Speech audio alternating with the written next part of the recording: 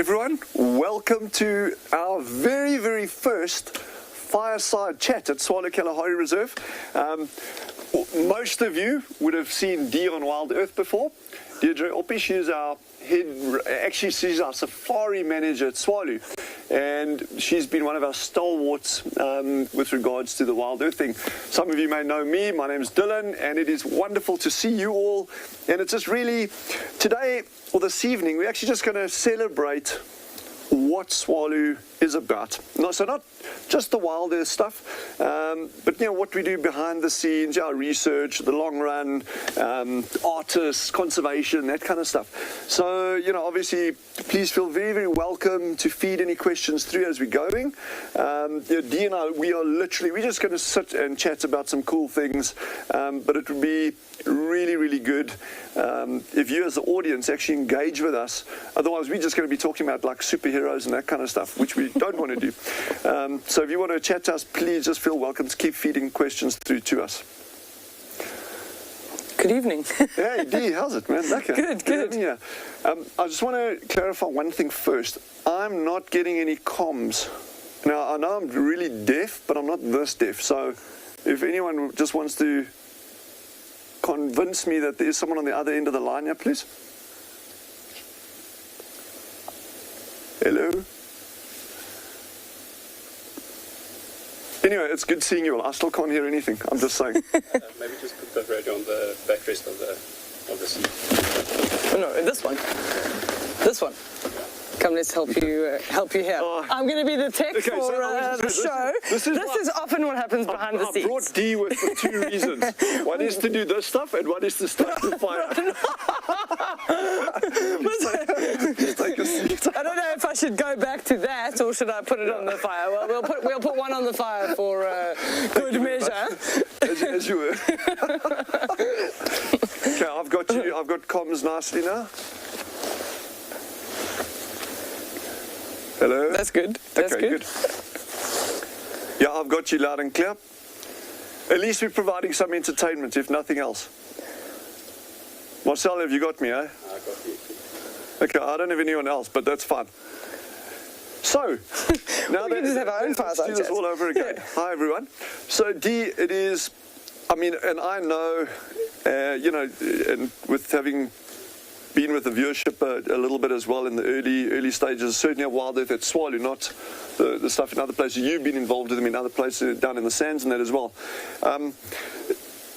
As a guide, what's your opinion on what is one of the biggest assets or contributions, let's say, that doing these safari live drives can be for people out there? And obviously, I guess my focus really now, as is for a lot of people, would be the whole challenge with COVID at this time. It's not a topic that we're going to delve into in terms of COVID itself, but in terms of a guide, how do you see a guide's contribution towards the greater community at the moment?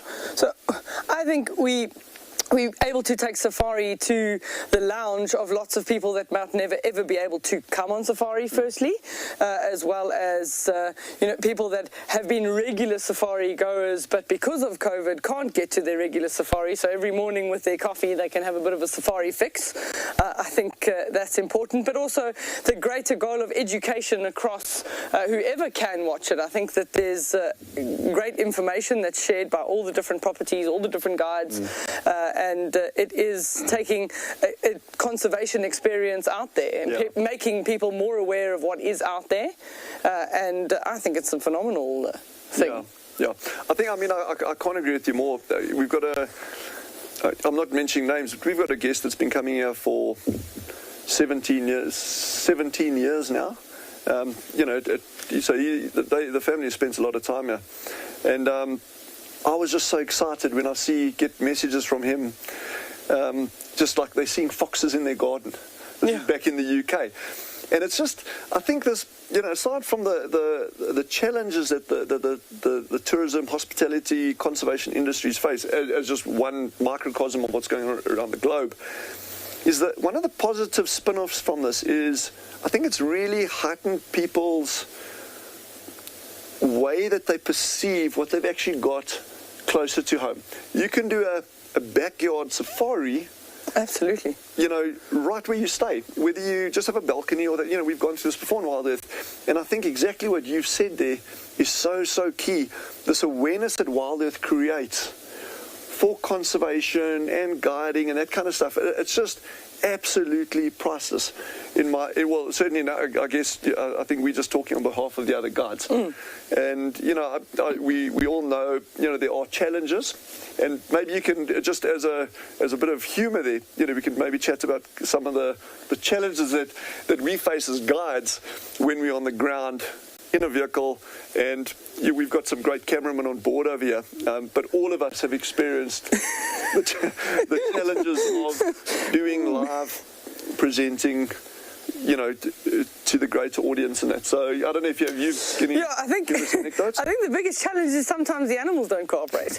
You've lined up the shot perfectly, and literally most of the time it actually probably happens with birds. It's sitting perfectly, it's in the frame, they say coming to you live, and the bird flies off, and you're like, okay. And that was sort of your segment to talk, and now you've got to find something else. Wing it. Wing it. Exactly, wing it, yes. So that's definitely a challenge. I think weather is another challenge that plays a part. It's not the same everywhere. So especially now, this rainy season with the exceptional rains that we're having across South Africa has been challenging. You want to get out there, but then suddenly there's lightning or it's rain or, and camera technology doesn't stand up very well when it gets very wet. Yeah. No, I agree. And I think one of my, apart from the actual tech challenges, and that is wherever you stay in the outdoors, doesn't matter where you are and what you do, whether you do your own photography or you're doing something on Wild Earth or whatever, you're always going to have tech challenges. So that, one of the things for me, and I guess for someone that like myself that likes jabbering along incessantly, I enjoy showing people things. You get that amazing sighting, and I'll never forget it. And I think, Jandre, if you're out there watching, you'll appreciate this one. And unfortunately, the viewers won't appreciate it because they never saw it. Jandre and I worked our butts off once. We got a fantastic leopard, and we knew where the kill was, but this was like way out in the dunes. It was a mother with a cub, and we were just like celebrating on the vehicle because we got some like long range shots, and it was just amazing. And leopards that fired, it was just, everything was just going perfectly. Anyway, so they disappear over this dune crest. Now we know they're there. It was close of show. It was this magenta sky. I can't even begin to describe those colors. You know what I'm talking about. That missed opportunity, but not by anybody's fault. Yeah. And 30 seconds, literally after close of show, 2 leopards up a tree, silhouetted. 2 brown hyenas, up and down. I was like, and John was like, oh, maybe they can give us extend the show a little bit. I'm like, no, whatever, they couldn't. But so you have those kind of frustrations. But I guess that's all part of it. If you work in an office block, you have your frustrations on a daily basis. So it's nothing unusual. It's just people like Dee. Moritz, Kyle, who may actually still join us this evening, all the guys that participate in Wild Earth, not just here, other places. I think we've all got our pride at stake there as well, that you really want to go out and do your best and show people things, and sometimes it works, sometimes it doesn't. So that is part of it. But while I'm on the topic of showing people things, I think one of the points that you touched on there is, and I think it's, for me personally, probably the most critical thing in terms of the education, is the awareness that Wild Earth has brought to the wider viewership of conservation generally. So not just at Tswalu, but I'm talking about all the places that participate in the Safari Live drives, as well as creating that awareness outside of that. And I'm sure you agree with me on that. Yeah, I mean it's a thing that's very, very. It's an intangible thing, understanding. When we talk about conservation, people think of rhino, they think of polar bears, pandas, whatever. There's just so much more to it than that. And I know, having worked now at Tswalu, in May it'll be 17 years, there was actually pterodactyls when we started doing game drives here. We saw a couple fly over. It was pretty cool. But one of the things that I can really vouch for, the effort that our Tswalu team and the whole community goes into, is the effort that we put into not just talking about conservation, but actually genuinely practicing it on the ground. Our guides are held, and they really stand up to it. They are held to a very high standard in terms of guiding ethics. And one of the key things that, and again, I'm going to put this question to you now, Dee, is we've got a really active research program going here at the moment. It's ongoing. I shouldn't say just at the moment. That kind of like implies that it's finished. No, it's an ongoing research program here. And one of the key things, and we can get into all the different projects here, but one of the key things there is that it really informs guides, and they are therefore able to impart information across to their guests. And I mean, how do you find that Tswalu, in your experience, having worked in a number of other places as well, compares to other reserves in terms of research and how it translates to the guests, basically? I mean, for me, I think that the access of the researchers with guides and guests, they're available. They're out in the field. The guests can go out and spend time with them and learn from the researcher themselves. That's valuable. You don't often get other reserves. You're isolated. You're kind of either a concession or somebody else does the reserve management, and at the lodge, it's a little bit different. And I think here, there's lots of opportunities to get involved in that conservation across the property, whether it's go and seeing the ringing of a pygmy falcon for argument's sake, or seeing sort of Tilo releasing a Cape Cobra. Guests can get involved in that, and at that same time, the researcher that's almost the specialist in that field is then the one that answers all the questions. And it's nice when we can get guests to help the researchers and handle a Cape Cobra. It obviously prolongs the life of the researcher. No, I'm just kidding. No, that's exactly right what Dee's saying there. That whole thing of being able to go out. I've seen people that have never heard of a pygmy falcon before, and how many people genuinely, if you look at it critically, sitting back home there watching us here tonight, how many of you have actually held a bird of prey in your hands? And I'm not advocating running out and going catching wild birds of prey. Well, good luck, try.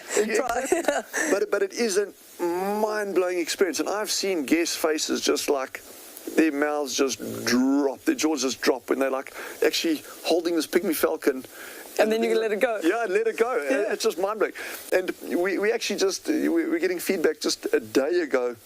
Our oldest pygmy falcon, well, certainly the time that it was caught and rung to it is now, it's just over 11 years old. Wow. So that's longer than probably most guests have been coming to Tswalu. And that's a long project, which also contributes to conservation. Yeah, that's a very, very good point, Dee, is the longevity of these projects is key. This environment that we're in, we're in this for the long run. Now, I use that term very deliberately there. So we've teamed up, as Dee will know as well, we've teamed up with a group called The Long Run, an organization called The Long Run. And what's very, very special about this is they focus on community, culture, commerce, and conservation. So those are what we call the 4 C's of The Long Run. And for those of you who like a bit of history, that is, there are some aspects that are not dissimilar to early missionary work in Africa. They were looking at commerce and civilization and Christianity. Those were the 3 C's that the guys were like punting in Africa. So we've obviously, thankfully, moved away from that, and the Long Run has now got these 4 C's, and everything that we do at Tswalu, and that's where Wild Earth comes into it in a large part as well, is our challenge is defining what is our community. So obviously, Dee and myself sitting here, we are part of the actual Tswalu family, the Tswalu community right here. But then anyone else that is involved with Tswalu. So the guys sitting, actually bringing this to you live now. There's a whole team of guys over here, and they are part of our community while they're on Tswalu. Our community, we see it as the guys sitting, grafting their butts off in Joburg on the tech side there and the director side there, bringing all of this, as we're sitting here, live to you. We're having a great time, yeah, but there are people working behind the scenes. They are part of our community. But then closer to home, the places that our staff come from, our suppliers. Thanks. I'll keep it you going. Just keep You know, stoking that's that just fire. that's my job, Can apparently. you give me a gin and tonic? Well, yeah. Shaking she off can't hand me a third, gin please. because we're social distancing. But yeah, so our community is very, very broad, and I think that's a challenge that any reserve faces, is defining that community. And the fact that we're really on board now with the long run, and it is still early days. You know, if anyone wants to ask about that, you can. It is still early days in terms of the long run, but it really helps us on the ground focus on what we're trying to achieve in terms of our communities here, our commerce here. And it's a big challenge globally. How do you match conservation to the commerce side of it? Because everyone thinks, you just put a fence around a reserve, or even if it's an open system, this open system thing gets punted a lot. Well, it needs to make ends meet. There's people on the ground that need to be earning a livelihood. And I think certainly from my side, that's one of the biggest challenges that we're going to face going forward, is marrying that commerce, community, and conservation with blending that all together and actually making that work. The culture really ties in with all of that. It's our ethos on the ground here. It's our community's cultures that we want to conserve as well. So there's so many facets. So anyhow, that's just a really interesting thing there. I might have a flat battery. Not me personally, but the comms, because my thing's making little beeping sounds. So Dee, I don't know if they can hear us, but we're going to continue.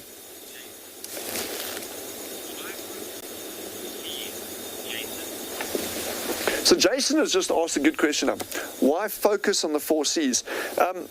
Jason, it's a really good question, because my immediate answer would be like, well, it's obvious. It's the 4 C's: commerce, conservation, culture, and community. I mean, it's like, well, but why that question is so good is the depth of every single one of those points is far greater than most, even us on the ground here, than we perceive. Now, Dee can vouch for it as well.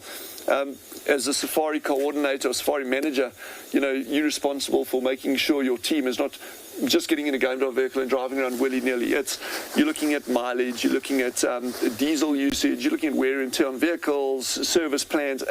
It's a big thing. But that all ties into the commerce aspect of it. That ties into your conservation aspect of it. Our marketing teams, trying to work out how do we get guests to Tswalu with the minimal footprint, ecological footprint. It covers the conservation side, it covers the commerce side. When people get you, you've got this fantastic team of trackers that are absolutely pivotal to our game drives. Well, what are we doing in the long run? I love the name, the long run. It's so apt. What are we doing in the long run to conserve these guys' culture? And that's not to be paternalistic about it. We can't look at it from that perspective. But we've got to celebrate the different cultures that we got here. We've got to embrace them and say, well, actually, do you have any medicinal plants out that you can use that Dee's team can take on a game drive and show people what they use for, how they use? So that's why I really like that question. We need to concentrate on those, certainly in this environment, and I think that can alter. If you look at the other, just one example of the other properties that's involved with the long run here, Grootbos Nature Reserve down on the Southern Cape Coast, an amazing place, and they just do incredibly good work. And those 4 C's really act as a strong platform for guiding, at least, what a reserve does, what it's about, and it gives you targets that you can work towards. That you set those targets, and obviously you're held accountable. So if you're going to be able to set realistic targets that are achievable, or have good reasons why you're not achieving them. So Jason, thanks for that question. That was very, very good. I'm going to ask one fun question is, what is your all-time favorite sighting that you've had on Tswalu, not like wild earth aside, any whatever sighting you've had? Because a lot of people like hearing, what's the coolest thing you've ever seen? It was actually the day after my birthday, so that's why I remember it, because it was the day after my birthday. I had my camera on the vehicle, came around the corner, and there was a brown hyena in gorgeous afternoon light fighting off two jackals, finishing off a Gemsbok kill that he chased the two cheetahs off. So I hadn't seen the cheetah, but I was getting the most amazing photographs, and then I was getting video of the hyena interacting with the jackal and everything. I was so chuffed with myself. This was my first late afternoon, gorgeous light brown hyena, all great, all fine and well, got all of that, so chuffed with myself, got home 2 days later thinking, I've offloaded everything on my camera. Never ever just format an SD card without checking that you've downloaded every image. So I formatted everything that I had. So now it is literally just a memory imprint, and I don't have anything from so it. How do we really know that was deeply, that is deeply ingrained in my brain.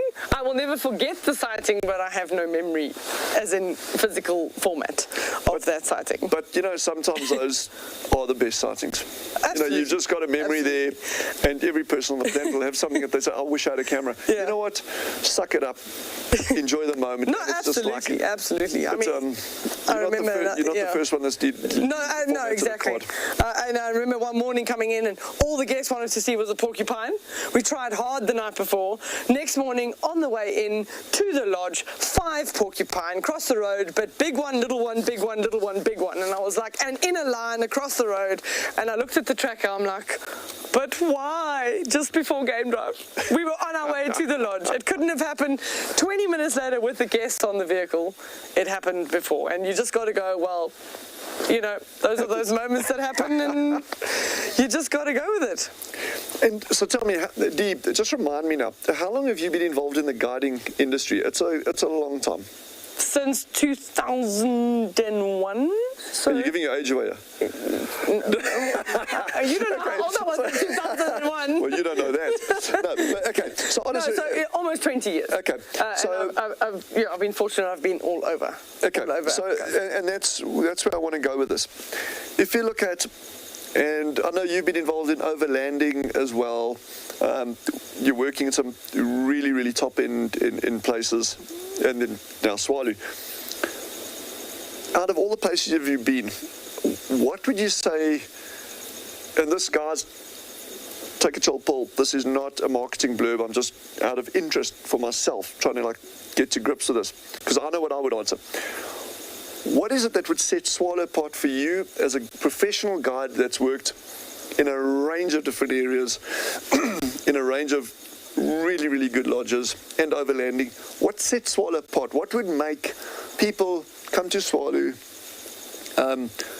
on a repeat trip to Africa, or even a first trip to Africa? Yeah, I'd probably have to say it is unlike anywhere else. You can go to areas in Zambia, in Malawi, in Tanzania, in Kenya, in Kruger, that a safari kind of experience or what you would see is relatively similar. Obviously, there's animals that are different in different places, but Tswalu is different. You don't get what we get here anywhere else as a safari experience, if I can put it that way. You go further north to Namibia, and that's a different experience. It's even more arid than here, whereas this is sort of a little bit of balance of arid and a little bit of savanna. But the animals that you're seeing here, you can't see in a lot of other places. As soon as you go, we've traveled Cape Town all the way up to East Africa, through sort of Kenya up into Uganda, and there is nothing like it. And I guess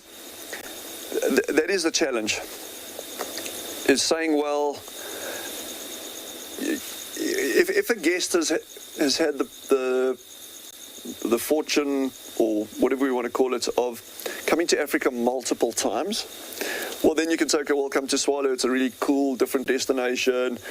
But it's those first-time people, and you know it as well as I do. Everyone wants to see an elephant. Absolutely. If I went to India, I would want to see a tiger.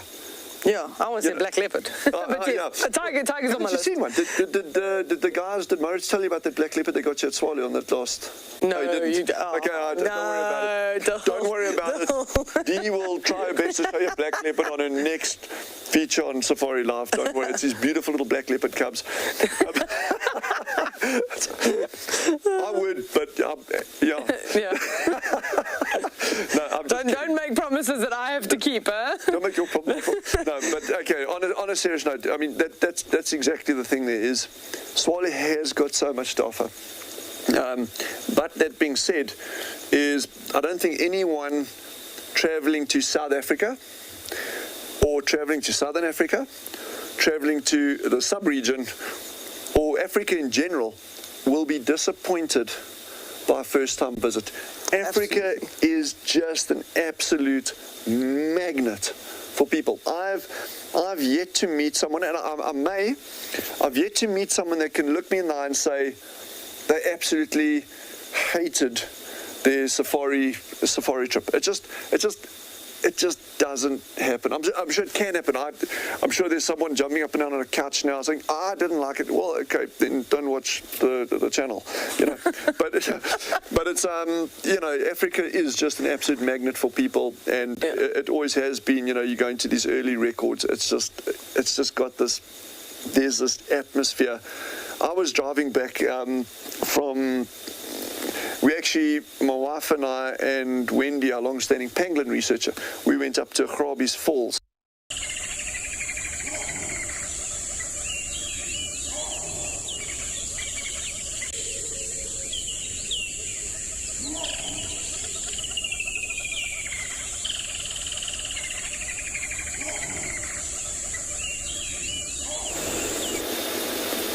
Unfortunately, Kyle has transformed into an armoured ground cricket. Oh my word. Anyway, apologies there. Morgan, our cameraman, he was actually going to go get himself a gin and tonic and he tripped over his cable and unplugged everything. But it's good to have you back, and I'm just kidding, it didn't happen. But yeah, I really apologise for that little glitch over there. It wasn't Kyle, the ground cricket's fault, or it wasn't Morgan's fault either. It's just one of these things that happen out here. Anyway, so I'll pick up my story. So we're driving back from Grabie's. That's where we were. And I eventually got to the point where I just pulled the car over. The others were ahead of me. I just pulled the car over and I just took out my camera and I just climbed out and I stood at the front of the car just looking at this incredible expanse of the Kalahari. I mean, it was, Dee will know we've just had amazing rains this year, by the way. We have, you guys would have seen it all. It has poured and poured and poured. We've been in it. Yeah, no, there we go. I've actually started building an ark. It's not very good, but I'm just battling to get two of every We thought kind. You might have had to row here tonight with your little splash of rain that you had earlier. I know some other guy got two of every kind, but I was battling to do that. But anyway, and I was just looking at this environment and just thinking how incredible it is. What a privilege it is for us to be on the ground working in this environment. And to take that to another level it's a real privilege for us to be able to share this with people when they come to Tswalu. You know, that's something you can't put a value on that. You can't say, oh well, that person enjoyed it X amount, therefore it's worth X. You know, it's something that a person like you were saying. Intangible, yeah. Exactly, like your memory of your jackal and your brown ahina. You've got it. No one can ever take that away from you. And I think that is something that's really, really important. You know, not just for Tswalu, but any of these wilderness experiences, these outdoor experiences. You should really value them and treat them with respect, because we know wilderness areas are shrinking. Not to get all on a depressing topic, but they are, and that's why it's so important that places like Tswalu continue this good work that we do, and that Dee's team is able to convey this message of conservation, this restoration of the environment, of the habitats and ecosystem processes to what they were. We don't quite know what they were, but there's work there. So anyway, that's kind of just my take on it. Just while we're sitting here, out of interest, we were sitting waiting for these challenges to resolve. We've got jackals calling in in the background. You won't hear it with the mic, I doubt, but we've got jackals calling. We had a barn owl calling just now. There's crickets calling behind us, and it is just amazing. And I wish you could all be here to experience this place on the ground. Dee, is anything that you just want to chat about generally on the off chance there?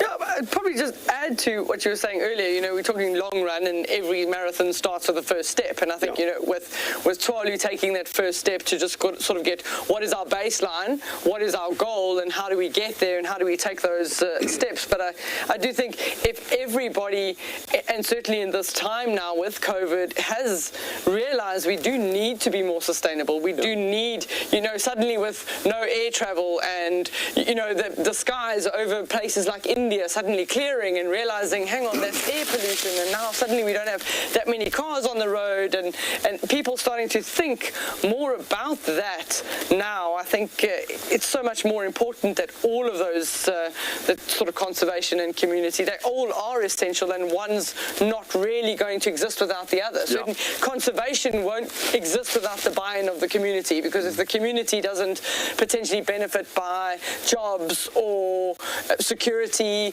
maybe food in other aspects, it definitely isn't.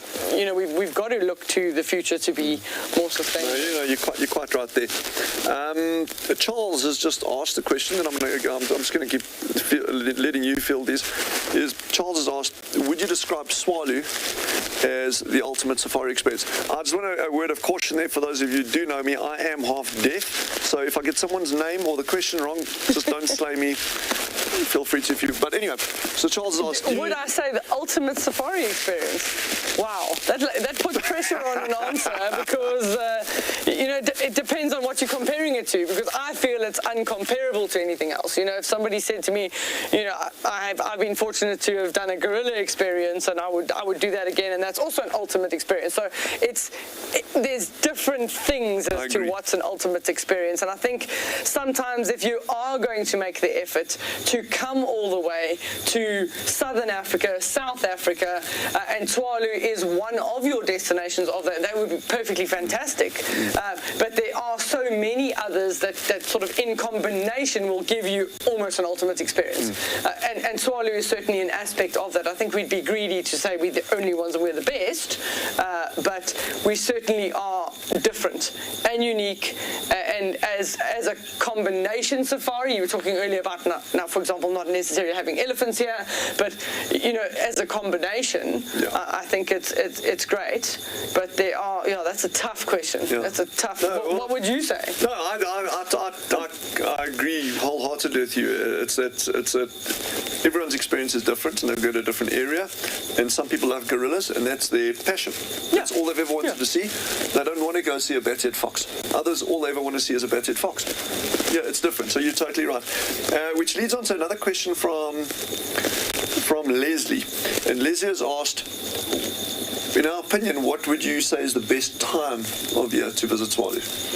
Well, I think if you're coming for a unique Tswalu experience, I would probably have to say winter. Although it's cold, I would go for the sort of July, August time frame. That's because one of the iconic species that Tswalu has got the possibility to show you, nothing's ever a guarantee, I want to put that out there on live, is things like pangolin, aardvark, aardwolf in the late afternoon. You know, the photographic light at that time is for me that sort of window.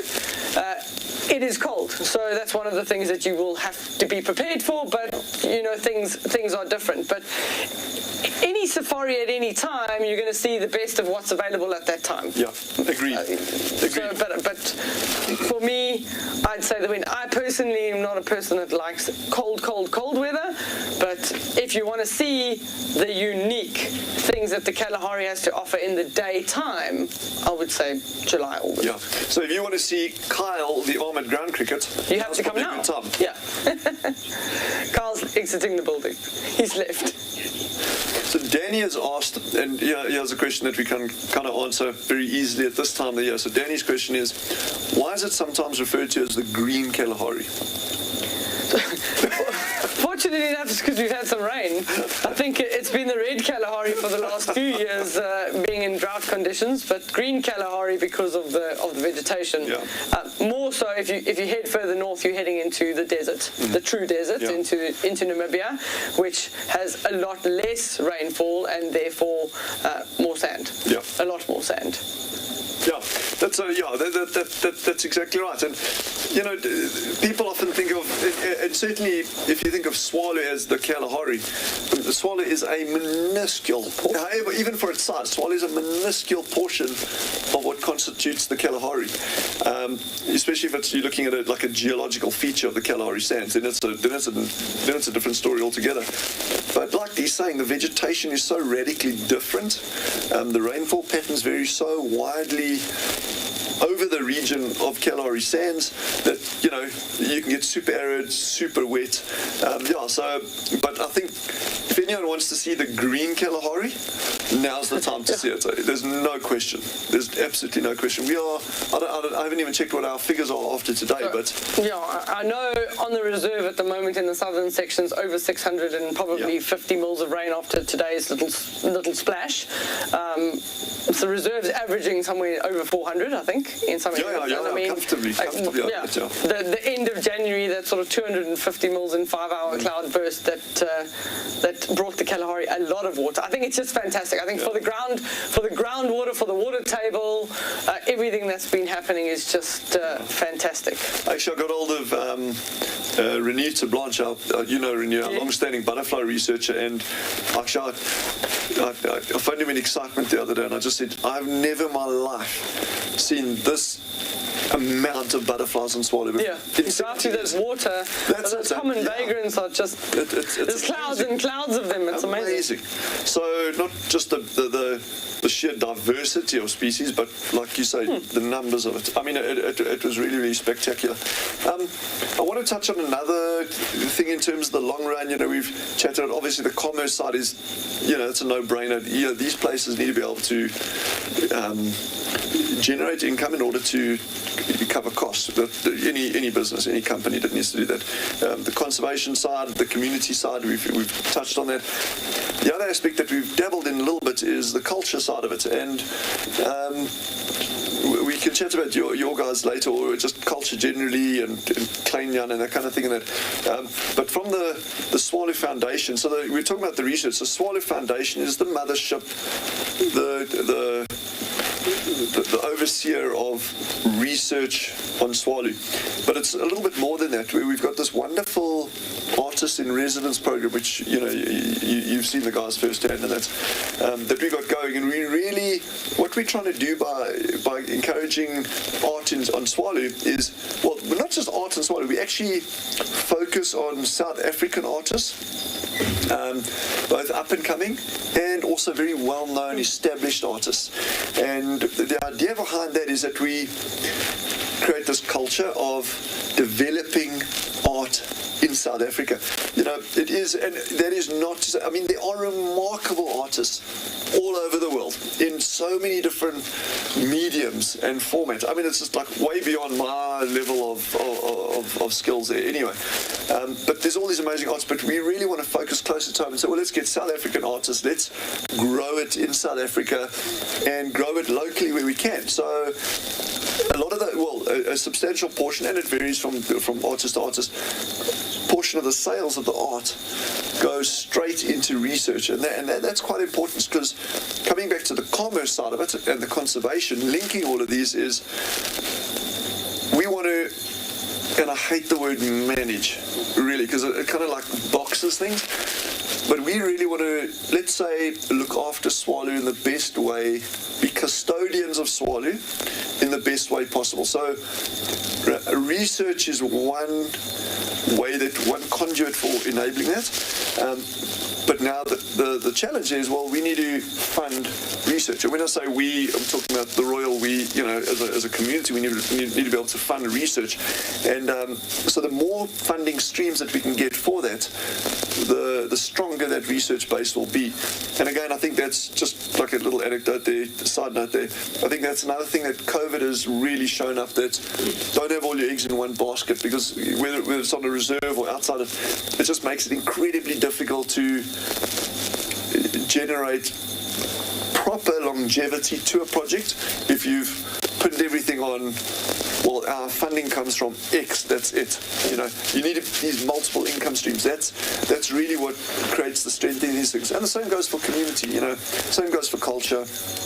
And conservation, you need multiple facets. An ecosystem, that's how an ecosystem works, An ecosystem. Are you going to stoke that fire for us? Yeah, give me that one. Probably one with an almond ground cricket on. That one. And last time I made smoke, so let's see. Yeah, so that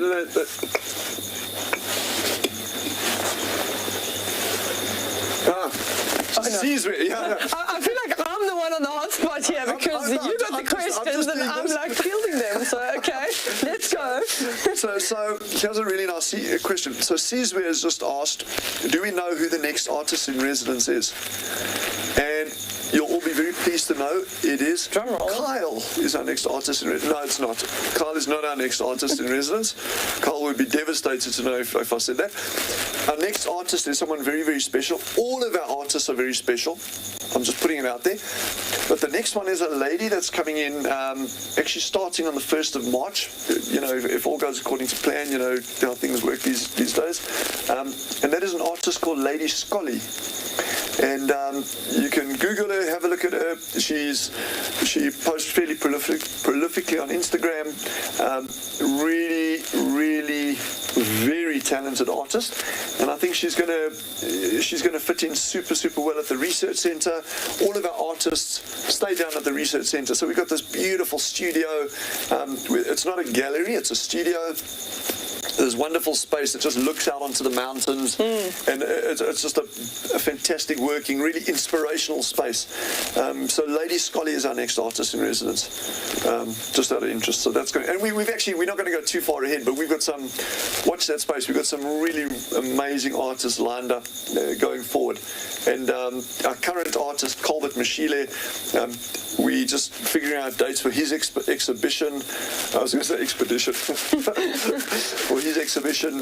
Jill Condi is currently her expedition there. I do it again. Where's that? Yeah, that's it. Yeah. Her exhibition is currently running at the Everard Reed Gallery, and I think that's a very important point to raise while we are on the artist in residence and culture. Our artist in residence program wouldn't be possible if it wasn't for Mark Reed and his team at the Everard Reed Gallery circa in Johannesburg. They have been absolutely instrumental in getting this artist in residence program up and running. Let me just say the artist program up and running, and selecting our artists, because they were very gracious, and I think there was kind of like a tongue-in-cheek there to say, well, if we want to select the artist, by all means, they're happy for us to.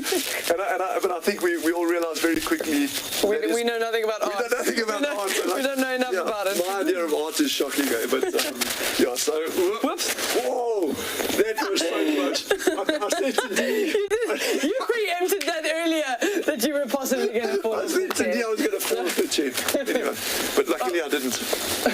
What do they say? Mrs. as good as a mom.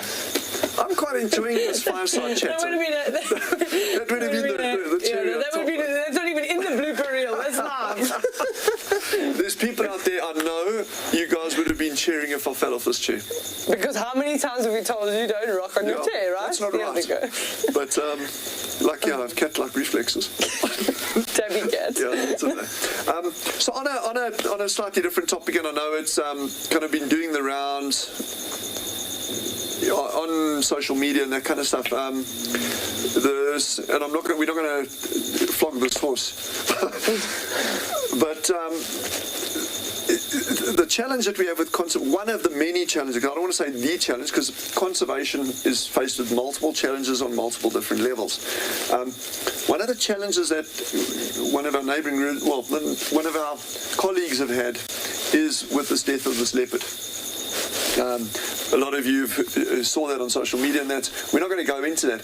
But I just want to highlight that again, is that there are so many different facets in conservation that our guiding teams are exposed to.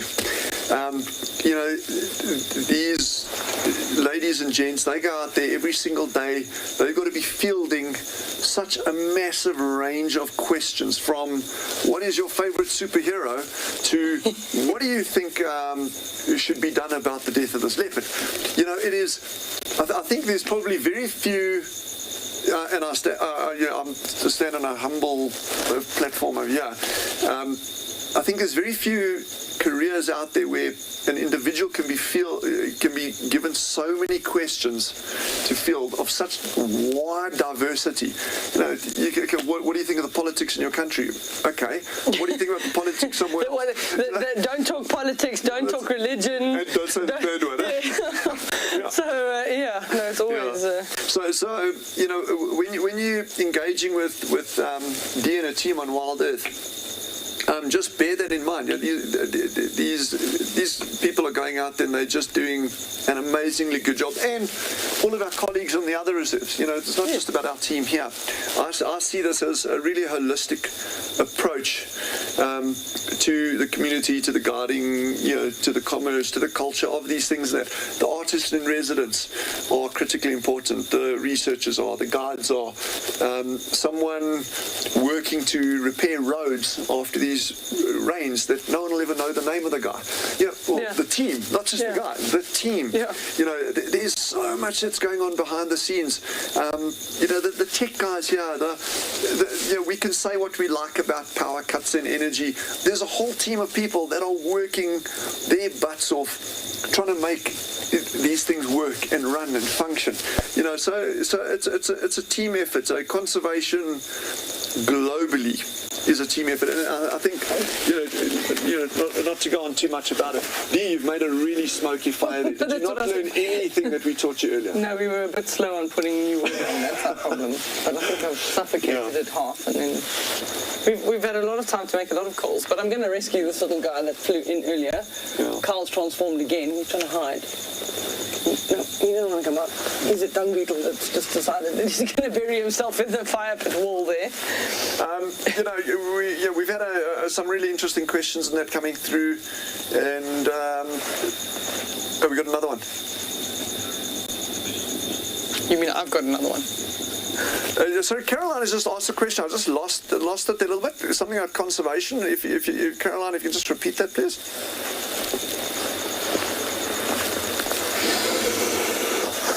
Didn't work. Very, very, very good question here. So Caroline has just asked, what are the current conservation goals of Tswalu? And our mandate, if you want to put it that way, is to restore the Kalahari to itself. Of course, that before anyone jumps up and down, yes, that raises a whole lot of questions. Well, what was the Kalahari? What are we trying to restore it to? We know for a fact there is no debate. Climates are changing. Okay, so do we try to take the Kalahari back to what it was? And like I say, well, what is that point? Do we benchmark it at 100 years, 200 years, 1,000 years? What is that point? So it is a really good.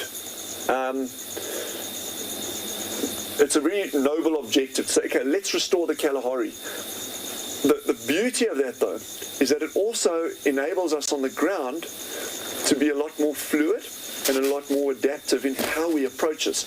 And I think the key thing for us as a team here, and I'm including everyone, and because we're all part of this, is if we can look at restoring ecological processes, I think then we will be going a long way to restoring the Kalahari. Remember, it's not like we have to go out and put a plaster on it or give it some stitches and some ointment and some bandage and so like hope it gets better kind of thing. You know, these systems are incredibly resilient. And yes, there are unquestionably areas that get overgrazed. There are areas that don't get overgrazed, so that get undergrazed. We get these long drought periods coming through, but then we get these incredibly heavy rains coming through. Yeah. So the ecosystem is very fluid, but as long as we're enabling it to carry on with those ecological processes, that I think is our primary objective. Sure, we can argue within each department, because we've got a whole lot of departments within Tswalu that create the whole, the sum of the parts.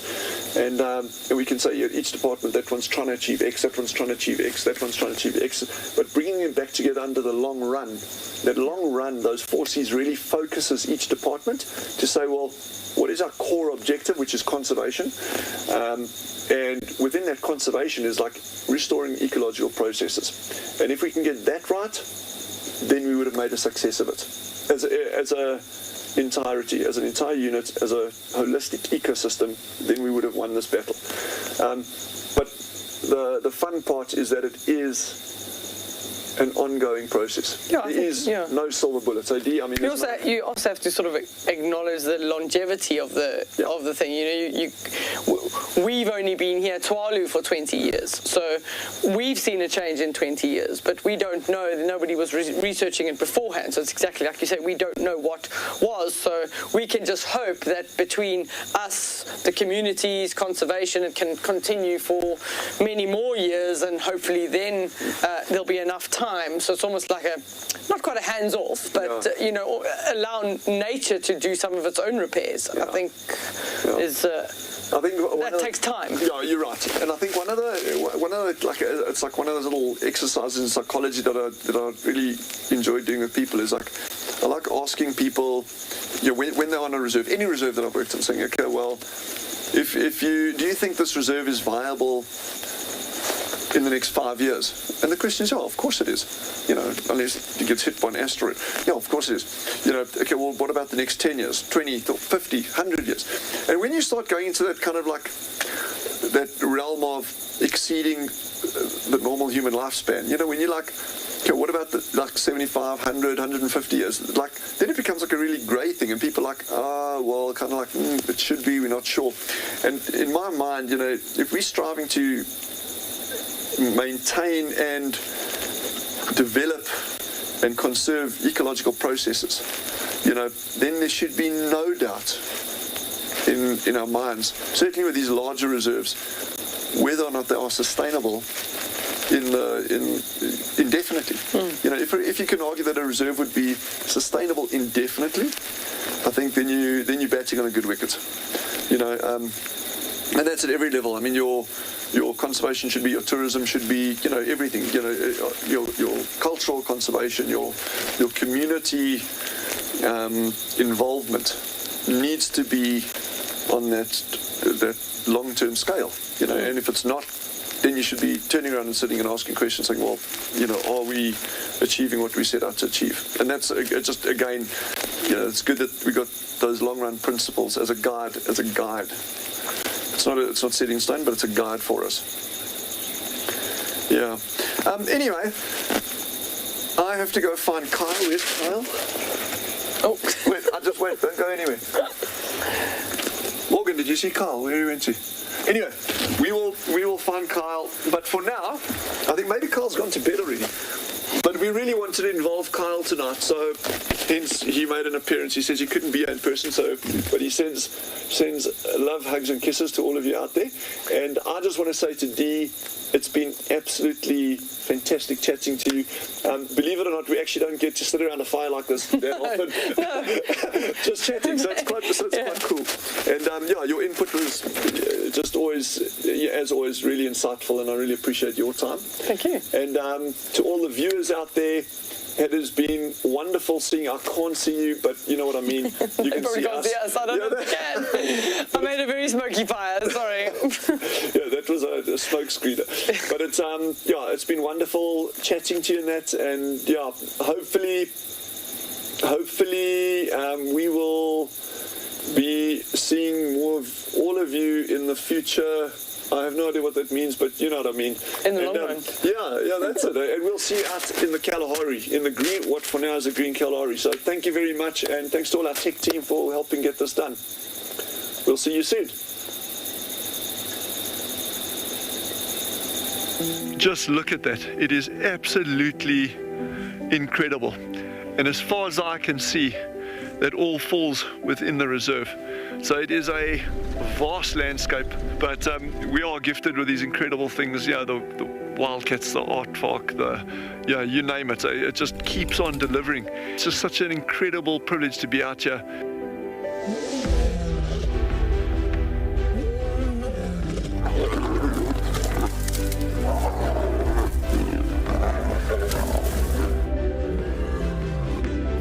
And when you think it could not get better, Mother Nature says, hold on tight. Oh my word, that is gorgeous. We are cooking on gas this afternoon. Have a look at what we've got. Look at how cute. This is the best day of my guiding career so far. We have a baby pangolin, We're just going to go very quietly, There's your aardvark. And for those of you who've never seen one, this is one of the big safari specials on any reserve. I'm just holding my cap because otherwise it's going to blow away, and with this storm coming towards us. Absolutely beautiful to be able to see water flowing in this volume in the Kalahari.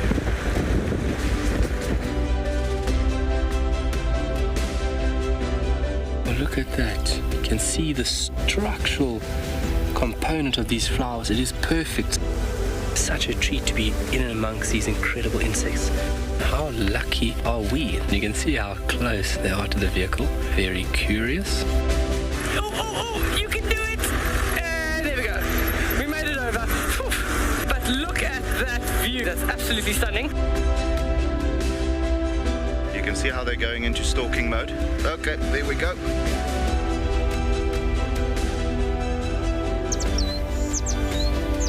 This one female is going to walk straight past the car now.